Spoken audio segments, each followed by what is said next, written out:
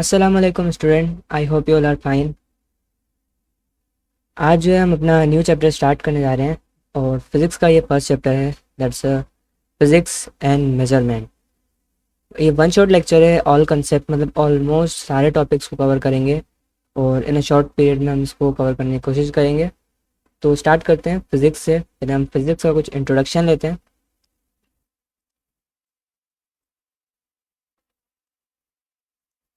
Definition में कहता है physics is the study of matter, energy and force.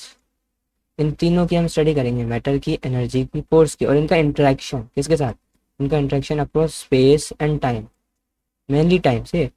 तो फिजिक्स में हम स्टडी करेंगे इन तीन कंसेप्ट, मैटर, एनर्जी, फोर्स, और इनके इंटरेक्शंस को। Okay, 7 different branches of physics यहाँ पे गिवन है, जिसमें आपको 4 बहुत इंपॉर्टेंट हैं जो जिसकी आपको डेफिनेशन भी आना चाहिए। तो for example modern physics, nuclear physics, astrophysics के नेम तो आपको पता होना चाहिए। इसके अलावा ऑप्टिक्स, ये तो आपने 10 में भी पढ़ा है।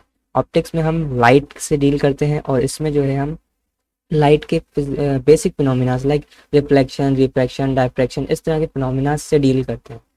इन इलेक्ट्रोमैग्नेटिज्म में हम इलेक्ट्रिक फील्ड जिस किस तरह से जो है इन्फ्लुएंस करती है, जनरेट करती है अपने अराउंड मैग्नेटिक फील्ड, और basic topics like electric field, flux and जो है इस तरह के, एंड पोटेंशियल डिफरेंस, इस तरह के टॉपिक हम जो है इसमें स्टडी करेंगे। इन थर्मोडायनेमिक हम डील करते हैं temperature, heat, energy, kinetic energy, potential energy, इस तरह के टॉपिक्स। और क्लासिकल मैकेनिक्स जो हमारा नेक्स्ट चैप्टर इंशाल्लाह आएगा, जिसमें हम स्टडी करते हैं, ये ब्रांच है जिसमें हम फोर्स को डील करते हैं, वो सॉरी मोशन को डील करते हैं, फोर्स के डिफरेंस या विदाउट फोर्स के डिफरेंस। ओके, बट इसकी 2 ब्रांचेज हैं, काइनेमेटिक एंड डायनामिक, इसको हम स्टडी करेंगे बाद में। और इसमें जो है बहुत सारे बेसिक कंसेप्ट आते हैं, जैसे स्पीड, वेलोसिटी, एक्सेलरेशन, ये आप सबने 9-10 में पढ़े हुए होंगे ना। अब हम चलते हैं अपनी मेजरमेंट के चैप्टर पे, मतलब ये पूरा chapter he based on measurement है। फिजिक्स का छोटा सा इंट्रोडक्शन था, आई होप आपको समझ में आया होगा। अब हम चलेंगे मेजरमेंट के चैप्टर पे। तो पहले जो है बहुत तरह के सिस्टम ऑफ यूनिट बने, like CGS system, MKS system, FPS system, NSI system, जो आप अभी भी जानते हैं और ये आपने 9th में भी पढ़ा होगा। तो CGS सिस्टम क्या कहता है, तो सिस्टम ऑफ यूनिट में 3 से 4 मतलब 4 से जो है सिस्टम दिए गए हैं। इसमें सबसे पहले हम देखेंगे CGS सिस्टम। तो ये इसके जो है यूनिट के बेस पे रखा गया है, क्या, सी सेंटीमीटर, मतलब उन्होंने कहा हम लेंथ को सेंटीमीटर में मेज़र करेंगे, उनका स्टैंडर्ड यूनिट है। जी ग्राम को, हाँ मतलब मास को हम ग्राम में मेज़र करेंगे, स्टैंडर्ड यूनिट है, और टाइम को सेकंड में रिस्पेक्टिवली, मतलब लेंथ, मास, टाइम और सेंटीमीटर। MKS सिस्टम कहता है कि भाई हमें जो है लेंथ मीटर में चाहिए, मतलब हम मीटर में सेट करेंगे, और मास हम किलोग्राम में मेज़र करेंगे, और टाइम सेकंड में। FPS सिस्टम में लेंथ जो है फुट में, और मास जो है पाउंड में, और टाइम जो है हम सेकंड में मेज़र करते हैं। इससे आपको एक चीज़ तो पता चल गई, CGS, MKS, FPS तीनों में टाइम सेकंड में ही मेज़र हुआ है। तो कोई ऐसा रूल तो नहीं है कि भाई क्या हम सिर्फ किसी एक को ही फॉलो करें या बाकी सबको रिजेक्ट कर दें, नहीं। आप चाहो तो आप CGS में भी कैलकुलेशन कर सकते हो, आप चाहो आप MKS में भी कर सकते हो, और आप चाहो FPS में भी कर सकते हो। बट जो वर्ड मतलब इंटरनेशनली जो मतलब यूज़ होने वाला सिस्टम है, दैट्स अ SI सिस्टम। इसका नाम भी सिस्टम इंटरनेशनल है, फ्रेंच नेम है, मतलब इंटरनेशनल सिस्टम ऑफ यूनिट। तो आगे डिटेल में देखते हैं। यहाँ पे डेफिनेशन में भी लिखा हुआ है, it is internationally accepted system. जो मेजरमेंट इसके 7 बेस यूनिट पे होती है, मतलब हमें ये 7 बेस यूनिट अगर हम पता है तो हम इससे बाकी सारी क्वांटिटीज़ बना सकते हैं, बाकी सारे यूनिट बना सकते हैं। इसे देखते हैं। देखो टाइम हमें पता है, टाइम हम किस में मेज़र करते हैं, इन सेकंड्स में मेज़र करते हैं। लेंथ मीटर में, ऐसा नहीं का भाई हम लेंथ मीटर में करेंगे, मास को केजी में, किलोग्राम में, केजी में। करंट को एम्पेयर में करेंगे, एम्पेयर। और टेम्परेचर को केल्विन में, और अमाउंट ऑफ सब्सटेंस को मोल में। एंड ल्यूमिनस इंटेंसिटी को मेजर करेंगे कैंडेला में। ये इनके कुछ सिंबल्स हैं, इनको भी देख लेना, क्योंकि ये सिंबल जो है न्यूमेरिकल में यूज़ होते हैं। तो उधर फिर हाँ, अगर सिंबल्स नहीं पता होंगे तो फिर फंस जाएंगे, ठीक है। तो फिर यही बेस क्वांटिटीज़ से हमने ड्राइव क्वांटिटीज़ बनाई, बहुत आसान है। अगर हमें फार्मूलाज पता हैं वो तो टाइम के साथ आ जाएंगे, बट मतलब हमें याद हो जाएंगे, बट जो अभी जो है हमें अगर कुछ भी बेसिक फार्मूलाज भी पता है तो हम इनके सिंबल आसान मतलब जो है यूनिट आसानी से ड्राइव कर सकते हैं। For example area, length into breadth, मतलब दोनों ही लेंथ हैं, लेंथ का यूनिट क्या मीटर, मीटर का स्क्वायर कर दो मीटर स्क्वायर, ये इसका यूनिट हो गया। इस तरह वॉल्यूम का length breadth height metre cube, density का मास पर वॉल्यूम मतलब किलोग्राम पर क्यूबिक मीटर, क्यूबिक मीटर तो यहाँ पे था ही। अगर आपको इनके नेम भी पता होंगे तो इससे और ज़्यादा अच्छी बात है। तो इसी तरह स्पीड मीटर पर सेकेंड, एक्सेलरेशन मीटर पर second square, pressure kilogram metre inverse second second inverse square, force का भी किलोग्राम मीटर पर सेकेंड स्क्वायर, और एनर्जी का किलोग्राम मीटर स्क्वायर पर सेकेंड स्क्वायर, फ्रीक्वेंसी का पर सेकेंड, एंड पावर का जो है kilogram metre square second cube, second पर क्यूब। ओके, तो इस तरह वोल्ट का है एंड चार्ज का एम्पेयर पर सेकेंड। इस तरह से हम जो है ड्राइव कर सकते हैं यूनिट। ये हमें जो है मतलब चैप्टर के साथ ये सारे फार्मूलाज आ जाएंगे। जब हम काइनेमेटिक पढ़ेंगे तो बहुत सारे फार्मूलाज आएंगे तो हम यूनिट ड्राइव कर सकते हैं। यूनिट इसी तरह ड्राइव होगा, फार्मूला में आपको सिर्फ बेसिक बेस यूनिट लगाने, और उन बेस यूनिट को लगा के जब आप उनको ड्राइव करोगे तो आपके पास जो है ड्राइव यूनिट मिल जाएंगे। इनको याद रट्टा मारने की तो बिल्कुल ज़रूरत नहीं है। एक क्वांटिटीज़ आई, उसके बाद सप्लीमेंट्री क्वांटिटीज़। ये क्वांटिटीज़ बिकॉज इस वजह से इनको बेस यूनिट में नहीं रखा गया क्योंकि ये जो है डायमेंशन लेस थी। जो अभी तक ऊपर पढ़ाया वो सारी डायमेंशंस थी, मतलब डायमेंशनल थी। और जो ये हैं ये बेस तो हैं, इनसे हम ड्राइव मतलब ड्राइव क्रिएट कर सकते हैं, बट ये डायमेंशन लेस है इसलिए इनको एक अलग कैटेगरी में रखा गया एसआई सिस्टम में, दैट्स अ सप्लीमेंट्री यूनिट। इसमें दो तरह की क्वांटिटीज़ हैं, दो तरह के यूनिट कर सकते हैं। एक प्लेन एंगल का unit that's a radian, and solid angle का दैट्स अ स्टेरेडियन। तो हम रेड से शो करते हैं एंड स्टेरेडियन को एस आर। ना ये टॉपिक पे आ गया तो हम इस टॉपिक के बारे में भी डिस्कस करते हैं। What is plane angle? तो ये बात कर रहा है प्लेन एंगल में एक सर्कल की। ये डिफरेंस याद रखना, सॉलिड एंगल में हम एक स्फेयर की बात करेंगे, प्लेन एंगल में हम एक सर्कल की बात करेंगे। ठीक है, तो कहता है जो एंगल सबटेंड करेगा, बल्कि यहाँ से समझो ये डी एस क्या कह रहा है। D S is a linear distance, linear displacement. ने एक लिनियर डिस्प्लेसमेंट कवर की, सही है। इस लिनियर डिस्प्लेसमेंट यहाँ से लेके यहाँ तक कवर करने में कुछ टाइम भी लगा होगा, बट इस लिनियर डिस्टेंस को कवर करने में इसने सेंटर के रेस्पेक्ट में एक एंगल फॉर्म किया। दैट एंगल इज थीटा, और उस एंगल को कहते हैं प्लेन एंगल। और ये भी याद रखना इसका जो रेडियस होगा वो इक्वल होगा इसके लीनियर डिस्टेंस के। ये जो रेडियस है is equal to its linear distance, ऐसा यहाँ पे लिखा हुआ है। ठीक है, तो फिर एक रेडियन क्या है? एक रेडियन को हम इस तरह डिफाइन कर सकते हैं, एक एंगल जो सबटेंड करे सेंटर पे एक आर्क लेंथ, एक आर्क लेंथ के जरिए एक एंगल सबटेंड हो और वो आर्क लेंथ बराबर हो उसके रेडियस के, दैट्स अ वन रेडियन। सही है। इसी तरह जो है हम रेडियन को तो इक्वल लेते हैं 1 डिग्री के, मतलब कितना रेडियन, पाई अपॉन 180 रेडियन, क्योंकि 360 का सर्कल होता है। Pi upon 180 radian is equal to 1 degree, और फिर उसके बाद वो बराबर होता है 60 मिनट। अब ये 60 मिनट टाइम वाला नहीं है, ये लेंथ वाला है। और उसके बाद वो बराबर होता है 3600 सेकेंड के। ओके, मतलब 1 मिनट यहाँ पे कह रहा है ये 60 सेकेंड के बराबर होता है।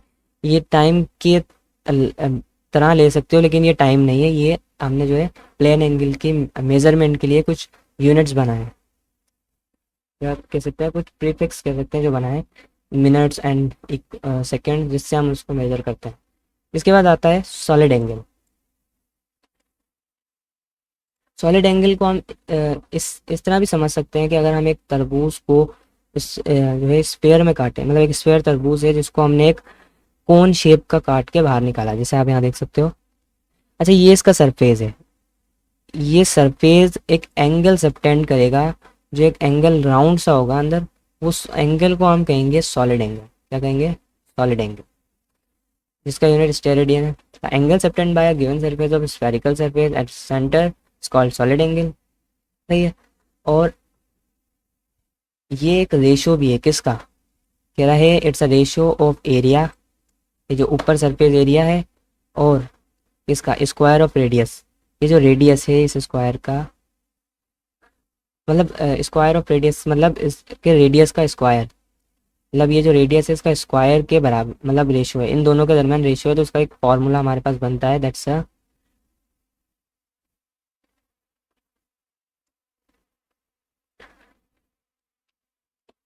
डेल्टा ओम, डेल्टा एंगल मतलब एरिया और अपॉन आर स्क्वायर, इसको हम एस आर में मेजर करेंगे। तो फिर कहते हैं वन स्टेरेडियन को भी डिफाइन करो, तो कहते हैं one steradian is solid angle subtended at the centre of a sphere by surface of sphere और equal to area of square.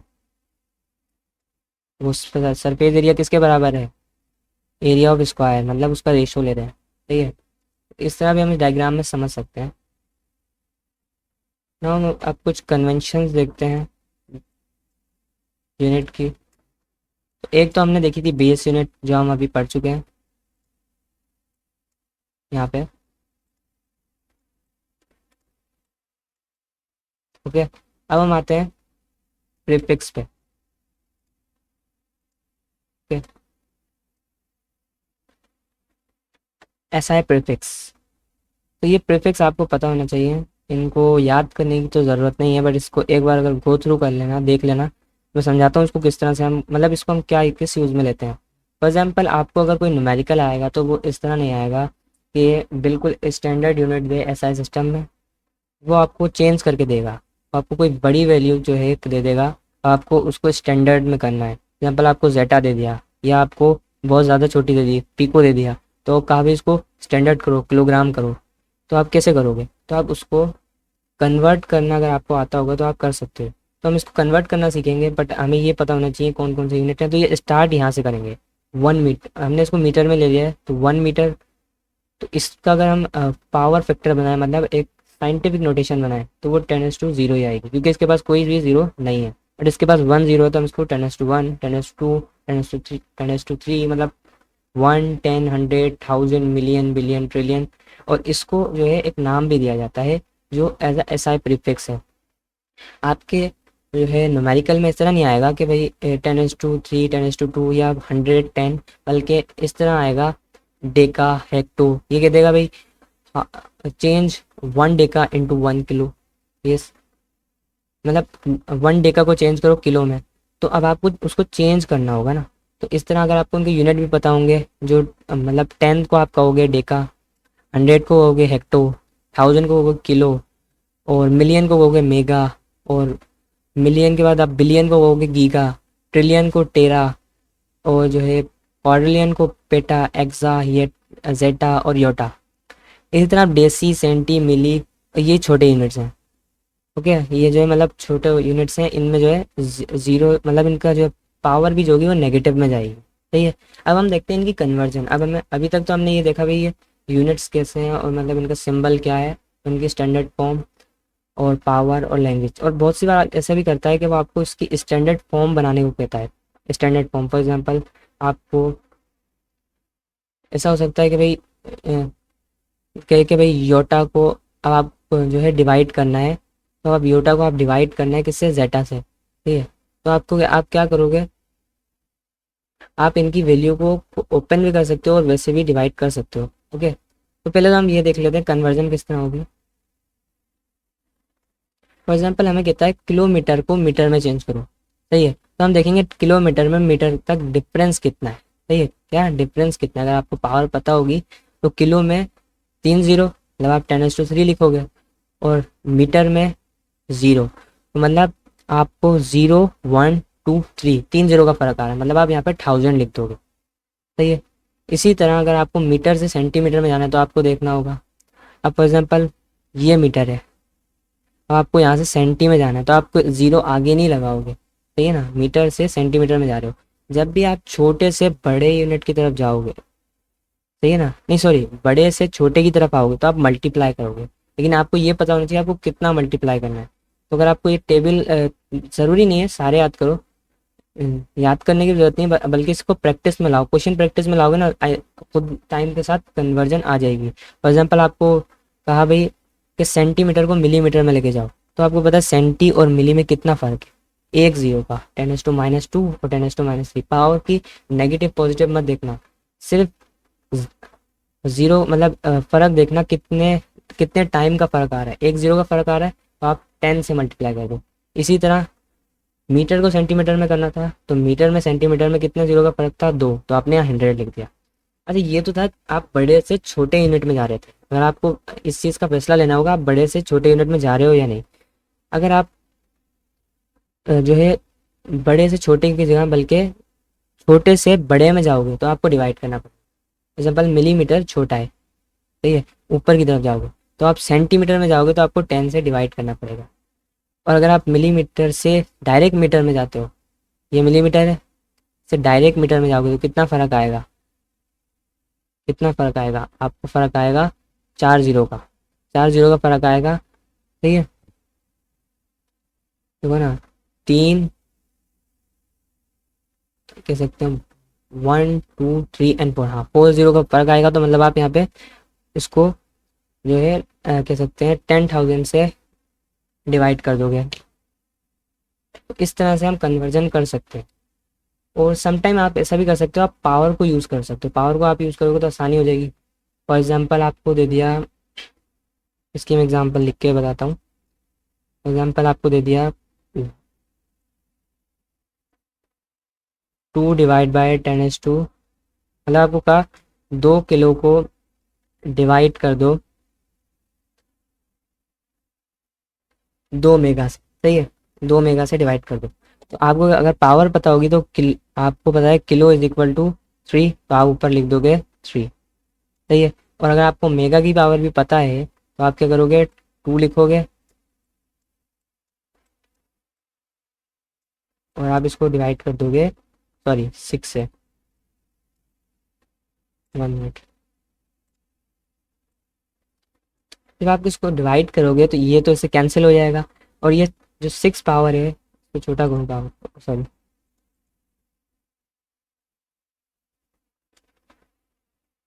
Okay, जो 6 पावर है ये ऊपर जाएगी, और ऊपर जाएगी तो ये -6 हो जाएगी। यह जैसा हम जानते हैं मैथमेटिक के रूल। तो -6 होने के बाद जब हम आप -6 को 3 से माइनस करोगे तो आपके पास आंसर आएगा -3, मतलब 10⁻³ ना, 10⁻³ अब वो 10⁻³ जो आएगा आपके पास आंसर, तो आप उसको जो है स्टैंडर्ड फॉर्म में भी लिख सकते हो इस तरह से।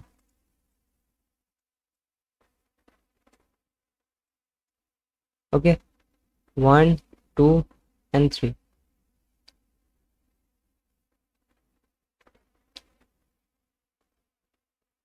तो इस तरह से जो है हम वैल्यू को चेंज कर सकते हैं इसी में भी।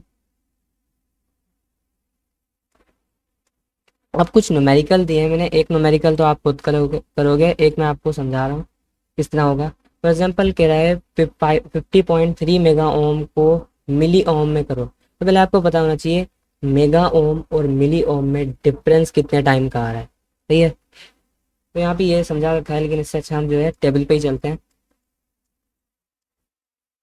तो मेगा यहाँ पे है और मिली यहाँ पे है, तो आप क्या करो, अगर आपको पता हो 10⁻6 और मिली इज इक्वल टू 10⁻³ आप 6 से पीछे आना शुरू हो, 6 5 मतलब 6 5, इस तरह कर लो, 1 2 3 4 5 6 7,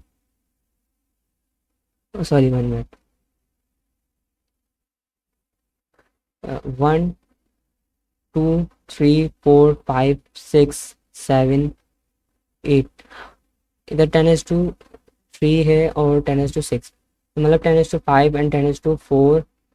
हाँ, तो मतलब 10⁻6 से जब आप 10⁻3 तक आओगे, मतलब 10⁻6 से 10⁻5 10⁻4 10⁻3, फिर 10⁻1 एंड 10⁻0 -1 -2, एंड जैसे आप -3 तक पहुंचोगे तो आपको 9 टाइम का फ़र्क लगेगा। आप इस तरह मत करना कि 1 2 3 4 इस तरह करो, आपको बिल्कुल लीनियर कैलकुलेशन मतलब जो है काउंटिंग करनी है, 6 से लेके -3 तक कितना डिफरेंस आ रहा है, तो आपको 9 का डिफरेंस मिलेगा, कितना, 9 का डिफरेंस मिलेगा। तो आप क्या करोगे, इधर 9 जीरो ऐड कर दोगे, क्योंकि आप क्या कर रहे हो, आप बड़े से छोटे यूनिट में आ रहे हो, आप 9 को मतलब आप 10⁻9 को इधर मल्टीप्लाई कर दोगे, ऐड कर दोगे। और 10⁻9 को मल्टीप्लाई करोगे तो एक तो यहाँ पे हो गया, मतलब 10⁸8।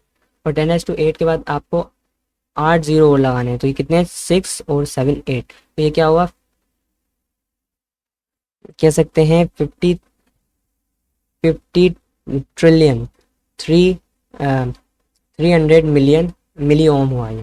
सही है। इस तरह से हम कन्वर्जन कर सकते हैं इसको, मतलब अगर आप इसको डेली लाइफ में मतलब डेली न्यूमेरिकल प्रैक्टिस करें ना, तो इसको आप आसानी से कर सकते हैं, इतना मुश्किल नहीं है। और ये तो क्वेश्चन बहुत ही आसान है। और अगर आप गूगल पे आके सर्च करेंगे तो आपको बहुत सारी क्वेश्चन प्रैक्टिस मिल जाएंगे, तो इसको ट्राई करें।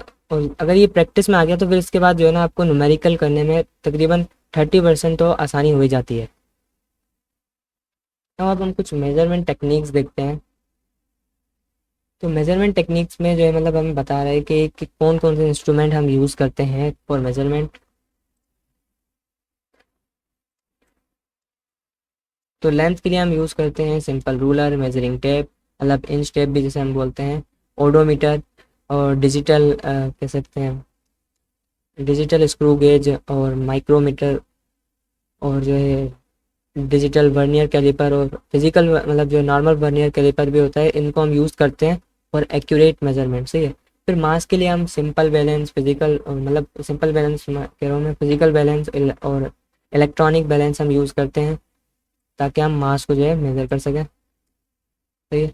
टाइम को हम जो है क्लॉक में करते हैं। क्लॉक सेवरल टाइप की होती हैं, कोई एटॉमिक क्लॉक है, या एक और जो मतलब टेक्निक होती है, दैट्स रेडियो एक्टिव डेटिंग, जैसे कार्बन डेटिंग मेथड कहते हैं। इसमें हम ये देखते हैं भाई कि फॉसिल जो है ना कितने पुराने हैं, उनमें कार्बन C14 का अंदाज़ा लगा के हम देखते हैं कि उन वो जो है मतलब एनिमल या कोई भी मतलब लिविंग जो मतलब वो लिविंग बीइंग था, उसमें मतलब उसको कितनी एज हो गई है, मतलब अब वो फॉसिल्स कहला सकता है या नहीं, मतलब कितना पुराना फॉसिल है या रॉक है। तो इसके लिए हम कार्बन डेटिंग यूज़ करते हैं, कार्बन के अमाउंट के ज़रिए। तो टेम्परेचर के लिए हम जो है एक थर्मोकपल यूज़ करते हैं जो टेम्परेचर मेज़र करता है, जिसमें दो मेटल जॉइंट होते हैं एक एंड पे, और जो वोल्टेज जनरेट करते हैं हीट, जब वो हीट और कूल्ड होंगे ऑफन मतलब क्या करते हैं, टेम्परेचर लिक्विड गैस मेटल का, मैं वो सॉरी गैसेस और सॉलिड्स का जो है उनको कांटेक्ट में लाके हम जो है चेक करते हैं। बट अब तो इंफ्रारेड थर्मोमीटर आ गए। ये कौन से होते हैं, अभी जब कोविड चला था तो मतलब कोविड के टाइम पे ये होता था कि जो है सिंपल थर्मोमीटर का यूज़ कम हो गया था, बल्कि थर्मोमीटर वो यूज़ किए जाते थे गन वाले। उसमें क्या होता था, उसमें इंफ्रारेड होती थी, वो इंफ्रारेड जो इमिट होती थी और ऑब्जेक्ट से हिट करके वापस उसमें डिटेक्टर में जाती थी। तो क्या होता था, टेम्परेचर डिटेक्ट हो जाता था। तो ये जो है ना, इसमें कंटेक्ट की ज़रूरत नहीं होती है। और एक और होता है दैट्स ए सिंपल, जो टेक हमारे हॉस्पिटल्स में यूज़ होता है। कुछ इलेक्ट्रिकल इंस्ट्रूमेंट भी है मेज़र करने के लिए, जैसे गैल्वानोमीटर जो इलेक्ट्रिक करंट को मेज़र करता है, वोल्ट मीटर पोटेंशियल डिफरेंस को मतलब वोल्ट को, और एम मीटर करंट को, ओम मीटर इलेक्ट्रिकल रेजिस्टेंस को। तो इनकी कंपोजिशन वगैरह हम जो है इलेक्ट्रिसिटी के मतलब करंट इलेक्ट्रिसिटी के चैप्टर में पढ़ेंगे। ओके, उसके बाद जो है हम आगे चलते हैं, तो आगे हमारा मोस्ट इम्पोर्टेंट टॉपिक आता है, दैट्स डायमेंशन। इस चैप्टर का मोस्ट इम्पोर्टेंट टॉपिक, इस पे तकरीबन क्वेश्चंस बनते हैं, मतलब इस पे क्वेश्चन भी बहुत अच्छे बन जाते हैं। तो अगर ये हमें पता हो तो हम इस पे क्वेश्चन बना सकते हैं। डायमेंशन को हम जो है नेचर ऑफ फिजिकल क्वांटिटीज़ को डिस्क्राइब करने के लिए यूज़ करते हैं। ठीक है। कुछ आर्बिट्री नेम्स यूनिट्स यहाँ पे हैं, मतलब हमें जो पहले बेस क्वांटिटीज़ हमने जो पढ़ी थी, उसके अगर हमें कुछ सिंबल्स पता हो तो हम डायमेंशन आराम से बना सकते हैं। और फार्मूलाज पता होना चाहिए, मतलब दो रिक्वायरमेंट है, एक तो हमें इनकी डायमेंशन के सिंबल, मतलब क्वांटिटीज़ के सिंबल ऑफ डायमेंशन, और एक फार्मूला, हमारी डायमेंशन तैयार हो जाती है। ओके। तो आपको इसमें सबसे इंपॉर्टेंट लेंथ है, जिसको आप एल से यूज़ करो, मतलब इसमें एल सिंबल यूज़ करोगे। एम है मास, और टी टाइम, ये तीन तो बहुत इंपॉर्टेंट है। इसके अलावा आप इलेक्ट्रिक करंट, टेम्परेचर, लेमिनेस इंटेंसिटी और अमाउंट ऑफ सब्सटेंस को भी याद रखो तो अच्छी बात है, क्योंकि वो भी सम टाइम यूज़ हो जाता है। ओके। बट आप मोस्टली ये तीन यूज़ होते हुए देखोगे। तो अब हमें किस तरह से डायमेंशनल फॉर्मूला बनाना है, अब हमें वो देखना है। तो डायमेंशनल फॉर्मूला बनाने के लिए कुछ ज़्यादा मुश्किल नहीं है। इस फॉर्मूले को हम इस तरह बना सकते हैं कि फॉर एग्जांपल हमें फोर्स का बनाना है अकॉर्डिंग टू न्यूटन के second law of motion, sorry second law of motion की डेरिवेशन। ओके, क्योंकि ये डेरिवेशन है फिजिकल टू एम है, ये सेकंड लॉ ऑफ मोशन नहीं है। तो इसमें कहता है F is equal to M है, मतलब मास एंड टू एक्सेलरेशन। इसके हम डायमेंशन किस तरह बना सकते हैं, mass m acceleration is equal to velocity per time. अगर आपको जो है मतलब मैं कह रहा हूँ कि फॉर्मूला याद नहीं है, तो आपको अगर इनका यूनिट भी याद है तो आपका काम बन जाएगा। मास का यूनिट किलोग्राम, एक्सेलरेशन का मीटर पर second, metre is a length, kilogram is a mass कह सकते हैं, कहते हैं। और टाइम जो है इज़ टाइम है, T is equal time, time का यहाँ पे स्क्वायर लिया गया है। एम मास हो गया, तो मास जो है वन ही है, तो हमने इसको वन से शो नहीं किया बल्कि ऐसे ही लिख दिया। एल लेंथ, लेंथ भी वन ही है, बट टाइम जो है नीचे, टाइम को हम ऊपर लाएंगे तो ये टू जो है ना ये -2 हो जाएगा। तो ये एक डायमेंशनल फार्मूला तैयार हो गया, M L T minus two. M L T minus two is dimensional formula of acceleration, oh sorry force. Acceleration का क्या होगा, एल टी माइनस टू, और फोर्स का M L T minus two. तो ये हमने एक फोर्स का डायमेंशनल फार्मूला बनाया है। अभी हम बाकी और भी फार्मूलाज देखेंगे।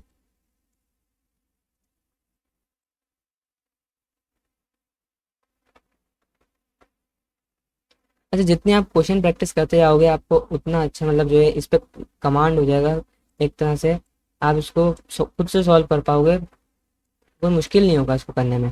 तो फिजिक्स है भी यही कि जितना आप क्वेश्चन प्रैक्टिस करते जाओ, आप न्यूमेरिकल प्रैक्टिस करते जाओ, आपकी फिजिक्स स्ट्रांग होती जाएगी। इसमें ज़्यादातर कंसेप्ट नहीं होते, इसमें होते हैं न्यूमेरिकल, और जो सबसे ज़्यादा मार्क्स भी इसमें न्यूमेरिकल के ही होते हैं। अगर आपको न्यूमेरिकल अच्छी तरह सॉल्व करना आते हैं तो आप एमसीक्यू में फुल मार्क्स ले जाओगे, सही है। वरना अगर एक छोटी सी गलती पे आपका पूरा न्यूमेरिकल भी गलत हो सकता है। ना इसी तरह velocity, velocity is equal displacement पर टाइम। डिस्प्लेसमेंट को हम जो है कैसे लेंथ कहेंगे, टाइम नीचे है तो टी। अब यहाँ पे मास है नहीं और डिस्प्लेसमेंट में टाइम होता नहीं, लेकिन टाइम में लेंथ और मास नहीं है, तो एल ऊपर वन है, एम हमारे पास है नहीं, एम हम इसलिए जीरो शो करेंगे, टी नीचे वन है, हम इसको ऊपर लेके आएंगे तो -1। तो जनरली इसका फॉर्मूला बनेगा, मेनली जो फॉर्मूला बनेगा L T -1। Okay, L T inverse, ये था वेलोसिटी का। अब हम आते हैं वर्क, वर्क डन। इसका फोर्स इनटू डिस्प्लेसमेंट। फोर्स क्या है, फोर्स का हमने अभी ड्राइव किया M L T minus 2। Okay, M L T -2। Displacement क्या है, डिस्प्लेसमेंट इज अ लेंथ। अगर आप इस एल के साथ एक और वन को जो है क्या मैं ऐड कर दूं तो ये क्या हो जाएगा, ये बन जाएगा वर्क का formula, M L square T -2 is the dimensional formula of work. इसके बाद आता है पावर का, power is equal to work upon time, formula दिया हुआ है। वर्क का जो है हमने ड्राइव नहीं किया है, लेकिन वर्क का मैं पहले बता देता हूँ। वर्क का होगा एल स्क्वायर एम, सॉरी अभी तो क्या वर्क का M1 एल स्क्वायर टी -2, और टाइम नीचे रखेंगे t-1। तो जब हम -1, ओ सॉरी t1, तो जब हम वन को ऊपर लेके जाएंगे तो -1 हो जाएगा, और -1 और -2 ऐड होंगे तो -3 हो जाएगा। इसी तरह हमारे पास ये तो पावर का फॉर्मूला है। इसके बाद हम आते हैं डेंसिटी के फॉर्मूले पे। Density is equal to mass upon volume.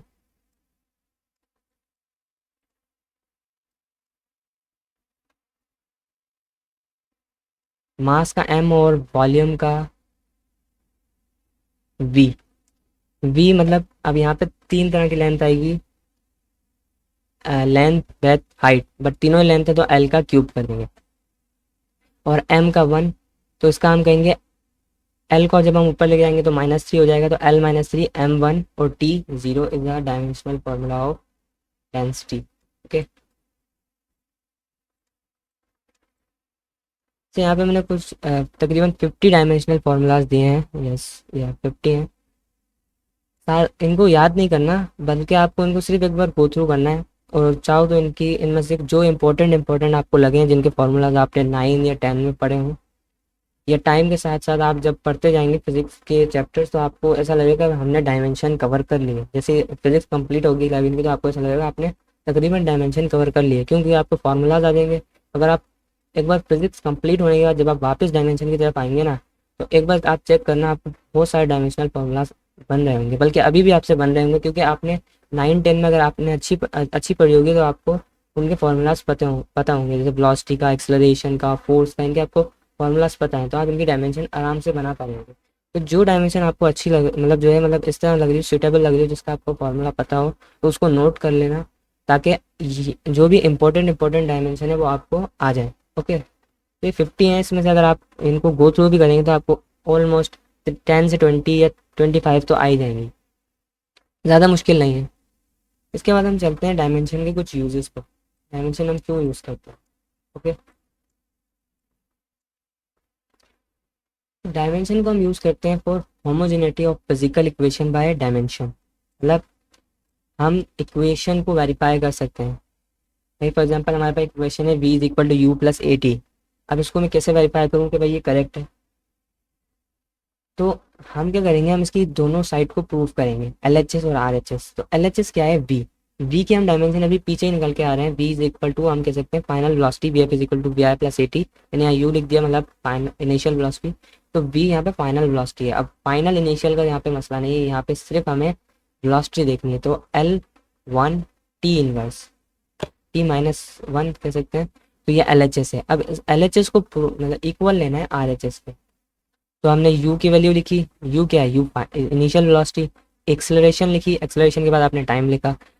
Time को और एक्सेलरेशन को आप जब मल्टीप्लाई करोगे तो आपके पास L1 t-1 आएगा, और इधर L1 t-1 आएगा, और मास यहाँ पे भी 0 है, तो ये इक्वल आ जाएगा L is equal to m0 t-1।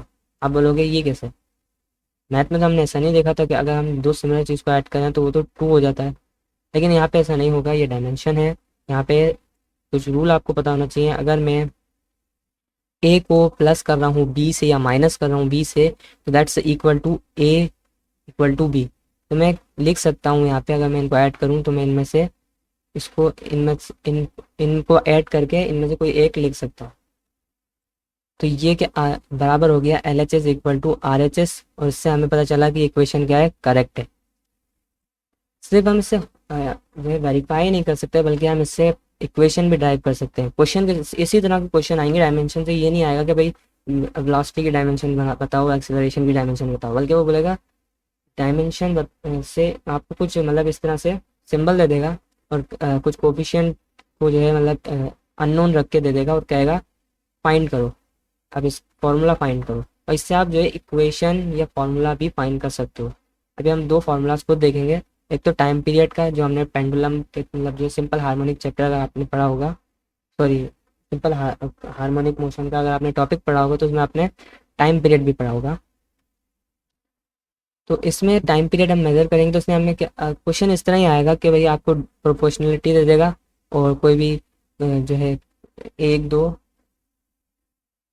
मतलब कह सकते हैं फैक्टर या वैल्यू दे देगा, और साथ में कोफिशिएंट। तो आप क्या करोगे, प्रोपोर्शनलिटी को हटाओगे और जो है कांस्टेंट लगाओगे इक्वल लगा के। अब ये कांस्टेंट जो है ना, इसको आपको हमेशा डायमेंशन लेस रखना है, तो हम इसकी बात नहीं करेंगे। तो अब हम जब डायमेंशनल फार्मूला लिखते हैं, टी का हमें डायमेंशनल फार्मूला पता है, टी जर इज इक्वल टू टाइम, और टाइम का टी होगा बस। इसका हमने डायमेंशनल फार्मूला लिखा, मतलब एम का मास का ग्रेविटी का, ग्रेविटेशनल एक्सेलरेशन है ये तो हमें पता है, क्योंकि ये ग्रेविटी नहीं है, ग्रेविटेशनल एक्सेलरेशन है, जिसका मीटर पर सेकेंड स्क्वायर ही होता है। उसके बाद जो है हमने लेंथ का डायमेंशनल फार्मूला लिखा, और जो है अब हमने इन सबको ऐड कर लिया। कैसे, ए को ए के साथ मतलब एम एक जगह, एल को एल के साथ, जैसे एल के साथ बी था और सी था, तो एल को ए के साथ लिया है, उसकी कोफिशिएंट को भी, और टी को मतलब मल्टीप्लाई कर दिया -2b। तो ये तीनों वैल्यूज़ बन गई, मतलब एक ये जो है ये एक फार्मूला बन गया। लेकिन अभी हमारे पास डायमेंशनल फार्मूला है, अभी हमने वो फार्मूला ड्राइव नहीं किया जो हमें करना है। ओके, तो हम क्या करेंगे, हम दोनों साइड को कंपेयर करेंगे। दोनों साइड को कंपेयर किस तरह करेंगे, यहाँ पे मास क्या है, यहाँ पे मास 0 है, तो यहाँ पे मास ए है, तो ए इज इक्वल टू 0, आपके पास पहली वैल्यू आ गई। यहाँ पे लेंथ क्या है, लेंथ बी प्लस सी, यहाँ पे लेंथ है नहीं, यहाँ पे लेंथ 0 है, तो यहाँ पे आपके पास B plus C is equal to 0।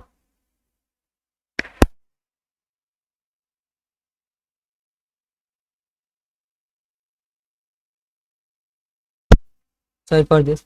Okay, तो फिर उसके बाद जो है -2b के यहाँ पे टाइम है और यहाँ पे टाइम क्या है 1, हम इसको 1 के इक्वल ले लेंगे। थोड़ा सा इसको चेंज करते हैं इस इक्वेशन को, b को हम अकेला करते हैं तो -2 को उधर ले आएंगे, तो -1/2 इसकी वैल्यू हो जाएगी। ओके,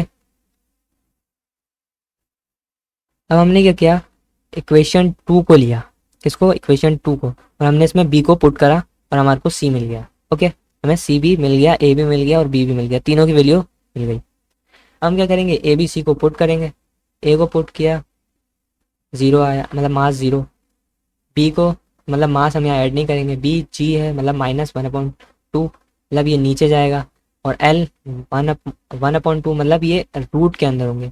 तो के इज अ कांस्टेंट है, कांस्टेंट को हम फॉर्मूला में तो ऐड करेंगे, बट हम जो है जब हम इसका डायमेंशनल फार्मूला ड्राइव कर रहे होंगे, मतलब जब हम इसको ऐसा डायमेंशन लेस लेंगे। ओके, तो के को हमने यहाँ पे रखा, और जो है एल ऊपर इसलिए आएगा क्योंकि सिर्फ इसके ऊपर रूट था, इसके ऊपर रूट था और इस पर इन्वर्स रूट था, तो मतलब ये नीचे जाएगा ग्रेविटेशनल एक्सेलरेशन। तो हमारे पास फॉर्मूला ड्राइव हुआ, और अगर हमें ये भी पता होना चाहिए भाई हम कौन सा फॉर्मूला ड्राइव कर रहे हैं ताकि हम उसका कांस्टेंट लगा सकें। अब हम कांस्टेंट हमने अभी तक लगाया नहीं था, हमने से एक सपोज किया था, अब कांस्टेंट हम क्या लगा रहे हैं, 2 पाई, क्योंकि हमें फॉर्मूला अब तकरीबन पता चल गया है, T is equal to 2 pi root under root L upon जी।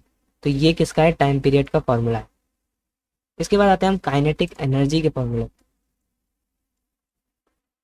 इसने इस तरह से आपको इक्वेशन में मतलब जो है न्यूमेरिकल इस तरह से वर्ड में भी दे सकता है, let kinetic energy depend on mass and velocity, तो मतलब इसने प्रोपोर्शनलिटी बता दी है।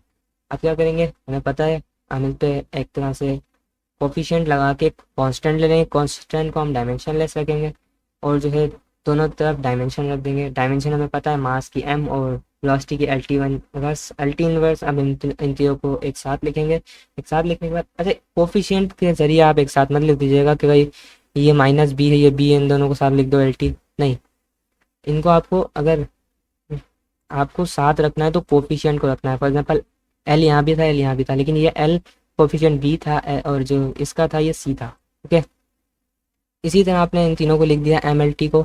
अब इनको आप कंपेयर करोगे तो आपको वैल्यू मिल जाएगी। अब ये सी जो है, अब आपको डिटर पता होना चाहिए, तो सी जो अब K is equal to C M V square, तो नहीं है, नहीं होगा, तो सी क्या है, कॉन्स्टेंट है, तो हम इसके लिए हाफ लगाएंगे। हमें पता है ये हाफ इधर लगता है, अगर हमें फॉर्मूला पता होगा तो हम आराम से लगा सकते हैं, तो इसको रट्टा वट्टा मारने की ज़रूरत नहीं है।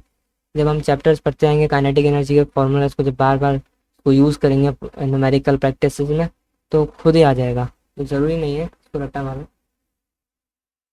तो ये होगा डायमेंशन की मदद से हमने किस तरह से इक्वेशन ड्राइव की और किस तरह से इक्वेशन को वेरीफाई किया। अब चलते हैं हम अपने एक और लास्ट टॉपिक पे, that's error and uncertainty. Error and uncertainty, तो पहले तो एरर को समझते हैं। एरर क्या है, एरर में हमारे पास एक ट्रू वैल्यू होती है, मतलब हमें एक वैल्यू हमारे पास होती है कि भाई ये आंसर आना चाहिए, बट हम प्रैक्टिकल जो करते हैं उसमें हमारे पास ट्रू वैल्यू से थोड़ा सा चेंज आंसर आता है। ये नहीं कहते बहुत ज़्यादा फर्क आ रहा, थोड़ा सा चेंज होता है, पॉइंट का ऐसा हो सकता है। तो अब उसमें उस चेंज की वजह से हम क्या कह रहे हैं, उसमें एक एरर आया है, वो क्या है, वो एरर है। अब एरर जो है इज़ अ, हम इसको इस तरह भी मतलब कह सकते हैं कि एक्चुअल ट्रू वैल्यू को माइनस कर दो मेजर्ड वैल्यू से, दैट्स एरर, हमें एरर पता चल जाएगा। इसमें क्या हो सकता है, या तो हमें कोई इनकरेक्ट इन्फॉर्मेशन मिली हो, ये हो सकता है, मतलब इन्फॉर्मेशन गलत हो हमारी, इसकी वजह से एरर हो, या कोई मतलब टूल में प्रॉब्लम हो सकती है, इस वजह से एरर, मतलब फॉल्टी अपैरेटस, या मेथड हमारे से गलत हो गया, तो एरर की कॉज मतलब वजह ये हो सकती है, इस वजह से हो सकता है। अनसर्टेनिटी क्या है, अनसर्टेनिटी ये है कि भाई कंसिस्टेंसी अजर्शन, मतलब इसमें आप कह सकते हो कि आपके पास इंफॉर्मेशन मिसिंग है, या इंफॉर्मेशन मिसिंग है, आपको एक कंफ्यूजन है कि भाई ये एक ट्रू वैल्यू है या नहीं, सही है ना, मतलब ये ट्रू वैल्यू है या नहीं, क्योंकि आपके पास इधर ट्रू वैल्यू है ही नहीं, मतलब आपको एक फिक्स वैल्यू दे दे भाई कि 5 इसका आंसर आना है, बट आपका आंसर आ रहा है 5.5, दैट्स अ एरर, सही है, बट आप कोई वैल्यू ही नहीं दे आपका आ रहा है, आपने सॉल्व किया और आपके पास आंसर आया 6.0, अब आप कैसे पता करोगे भाई मेरा आंसर करेक्ट है या नहीं? तो दैट्स अ अनसर्टिनिटी। अनसर्टिनिटी ऐसा हो सकता है या तो आपके पास इंफॉर्मेशन मिसिंग है, ओके, या तो आपने टूल फिक्स नहीं किया जिसमें आपको कंफ्यूजन हो रही है, ओके, या इंस्ट्रूमेंट की लिमिटेशन हो सकती है, या नेचुरल वेरिएशन की वजह से। अनसर्टिनिटी के बारे में थोड़ा सा और कुछ बताया गया है। फॉर एग्जांपल इसकी एग्जांपल इस तरह दी गई है कि भाई इंसान ने जो अपना वेट चेक किया तो उसका 142 न्यूटन उसने रीड किया, क्लोजेस्ट वेट था, बट उसने जो है इस तरह नहीं बताया, उसने कहा 0.5 प्लस एंड 0.5 माइनस। इसका मतलब है कि या तो 142.5 प्लस हो सकता है या 142.5 माइनस हो सकता है। इसमें स्लाइटली सा एरर कह सकते हैं, अनसर्टिनिटी है, ये दोनों हो सकता है। तो उसके क्लोज रीडिंग क्या है 142। तो इस अगर हमें अनसर्टिनिटी निकालनी है तो हम फ्रैक्शनल अनसर्टिनिटी का फॉर्मूला लगाते हैं, that's uncertainty in weight divide by, मतलब कोई भी क्वांटिटी हो, by the value for wait, मतलब जो हमारी वैल्यू है और अनसर्टिनिटी है तो इससे हमें फ्रैक्शनल अनसर्टिनिटी पता चल जाती है। उसके बाद आते हैं एरर की टाइप्स। एरर दो तरह के होते हैं, एक सिस्टमेटिक एरर और एक रैंडम एरर। रैंडम एरर क्या होता है, वो अनप्रिडिक्टेबल होता है और वो स्लाइटली डिफरेंस बिटवीन मेजरमेंट। अब इसमें जो है ना, रैंडम एरर क्या है, किसी जगह भी रैंडमली एरर आ सकता है, जैसे फॉर एग्जांपल यहाँ पे कोई भी एक फिक्स्ड एरर नहीं है ये। बट सिस्टमेटिक एरर ये ज़्यादातर वो होता ऐसा एरर है जो सिस्टम की खराबी की वजह से आता है और प्रिडिक्टेबल होता है और उसको चेंज कर सकते हैं, ठीक है ना। तो दो जो है कंसेप्ट आते हैं, एक एक्यूरेसी एक प्रेसिजन। एक्यूरेसी और प्रेसिजन को हम इस डायग्राम से बहुत अच्छी तरह समझ सकते हैं।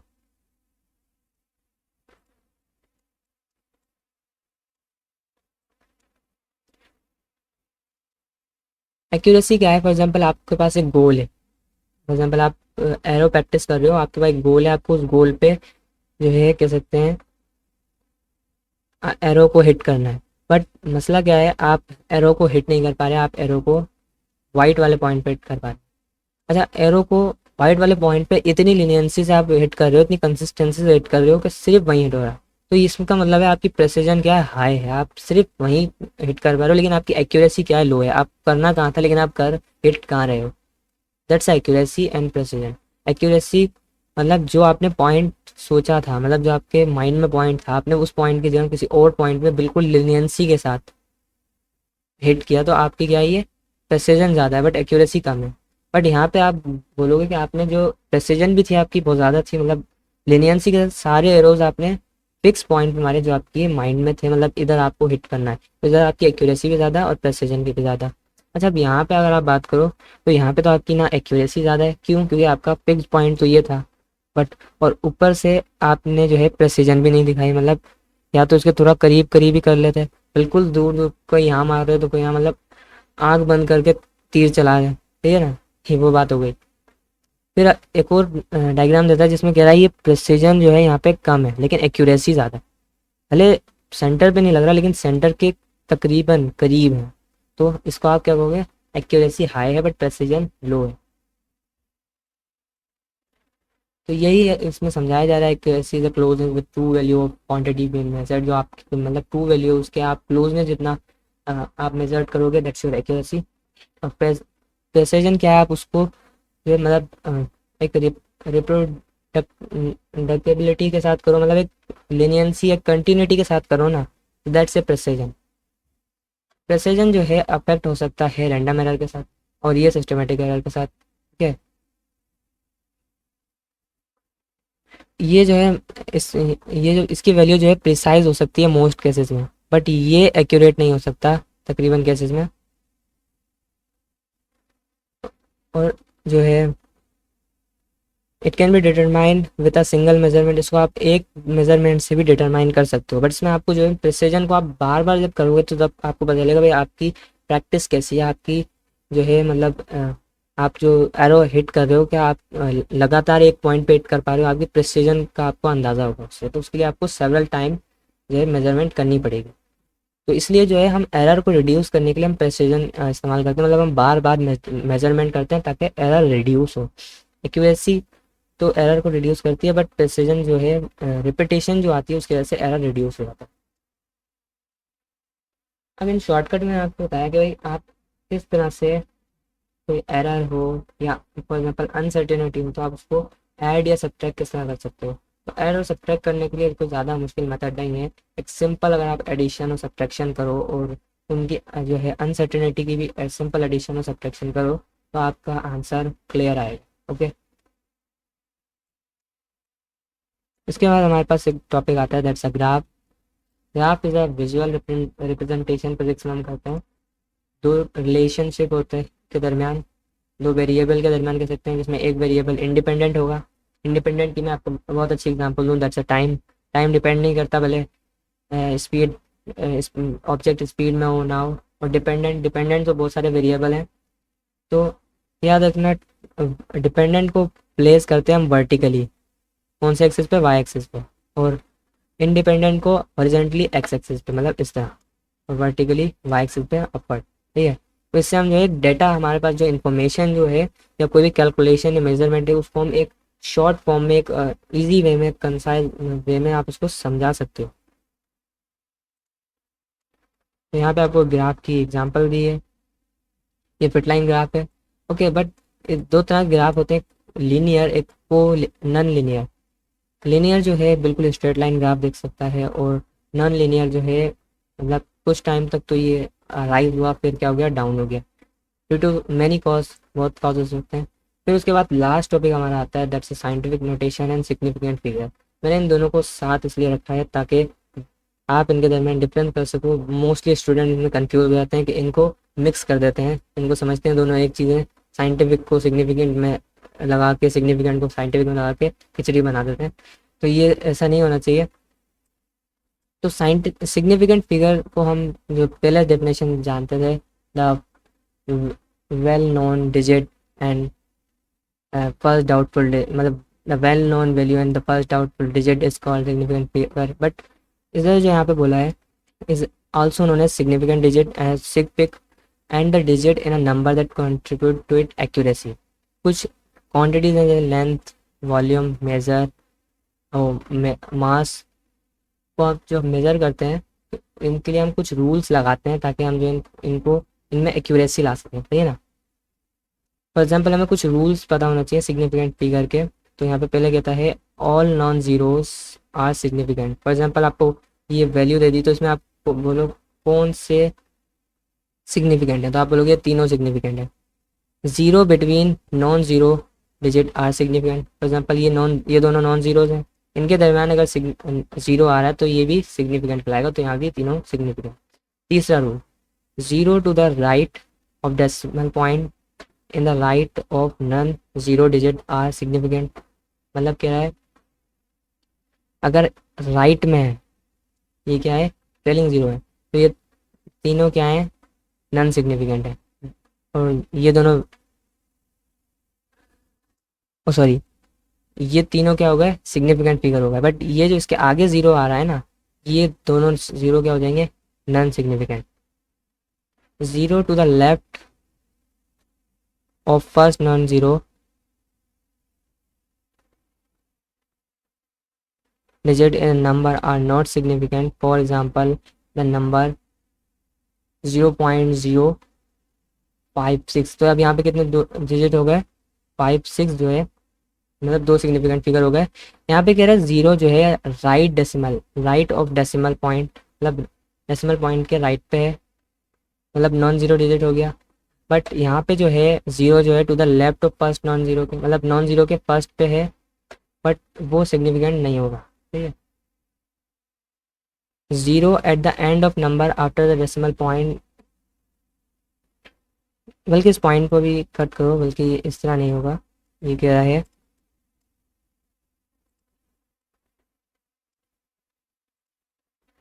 अगर ज़ीरो जो है राइट पे है डेसिमल पॉइंट पे, डेसिमल पॉइंट के अगर राइट पे हैं तो वो क्या है, वो सिग्निफिकेंट है, मतलब इस साइड होंगे।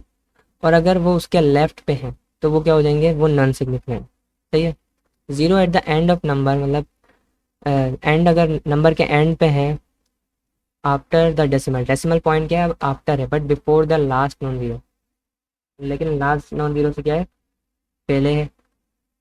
तो ये क्या हो जाएगा, ये सिग्निफिकेंट हो जाएगा। फॉर एग्जाम्पल ये आपको एग्जाम्पल दिया 12.0.300, तो इनके दरमियान जो डिफरेंस है, मतलब ये नॉन ज़ीरो और ये ज़ीरो, और ये फिर क्या है, ये ज़ीरो है, तो ये ज़ीरो इस नॉन ज़ीरो की वजह से क्या हो जाएगा, सिग्निफिकेंट हो जाएगा, और ये ज़ीरो इस ज़ीरो की वजह से नॉन सिग्निफिकेंट हो जाएगा। ओके, अब आती है साइंटिफिक नोटेशन। साइंटिफिक नोटेशन तो बहुत आसान टॉपिक है, मतलब इसमें आपको वैल्यू दी जाती है, जैसे हमने अभी कुछ देर पहले प्रीफिक्स पढ़ी थी। तो प्रीफिक्स में हम क्या कर रहे थे, जो बड़ी बड़ी वैल्यूज थी उनको हम छोटा करके लिखते थे, मतलब पावर में लिखते थे, तो यही साइंटिफिक नोटेशन है। मेनली वो साइंटिफिक नोटेशन थी, बट हम उसको क्या करते थे, उसको हम छोटा करके लिखते थे ताकि हमारे लिए आसानी हो जाए। फॉर एग्जाम्पल आपको इतनी बड़ी वैल्यू, ये तो बहुत छोटी है, फॉर एग्जाम्पल आपको ऐसी कोई वैल्यू दे दी जाए, तब आपको यहाँ पे 35 जीरो लगाना पड़े, तो आप 35 जीरो लगाओगे तो इस पर आपका टाइम किल होगा ना, तो इसलिए हमने क्या किया, हमने इसको साइंटिफिक नोटेशन में लिख दिया। और ये कौन सी फॉर्म है, ये स्टैंडर्ड फॉर्म है, इसको आप साइंटिफिक फॉर्म में चेंज कर रहे हो। ओके, इसी तरह आपको कुछ न्यूमेरिकल्स दिए हैं और उनके आंसर भी दिए हैं, तो अगर आप फारिग वक्त में बैठे हो तो इसको बहुत आसानी से सॉल्व कर सकते हो, बिल्कुल मुश्किल नहीं है। ओके, इस तरह से ये 10⁻⁻⁴ है, इसको इसके आगे 3 जीरो लगाओ और एक पॉइंट लगा दो, तो ये क्या हो गया, ये मतलब इसको आप 3 टाइम आगे ले गए, 1 2 3 4। एक रूल समझ लो भाई, कि माइनस की साइन होगी तो आप हमेशा, अगर पॉइंट इधर है तो आगे लेके जाओगे, किस साइड, लेफ्ट साइड। अगर पॉजिटिव है तो आप किधर लेके आओगे, पीछे। ओके, पॉजिटिव होगा तो पीछे लेके आओगे। जैसे यहाँ पे आप देख सकते हो, पॉइंट यहाँ तक आया क्योंकि 3 टाइम था, अगर ये 4 होता तो ये 6 के बाद आया। इस तरह से आप इसको सॉल्व कर सकते हो, ये इतनी मुश्किल नहीं है, ये तो हमने 9 10 में भी सीखी थी। ओके, तो यही था हमारा चैप्टर, आई होप आपको समझ में आया होगा। अगर कोई भी प्रॉब्लम हो, कोई भी कंसेप्ट मसला हो तो कमेंट कर दीजिएगा, मैं उस पर आपको जो है अलग से एक शॉर्ट वीडियो में समझा दूंगा। आई होप आपको वीडियो समझ में आई होगी। अल्लाह हाफिज़।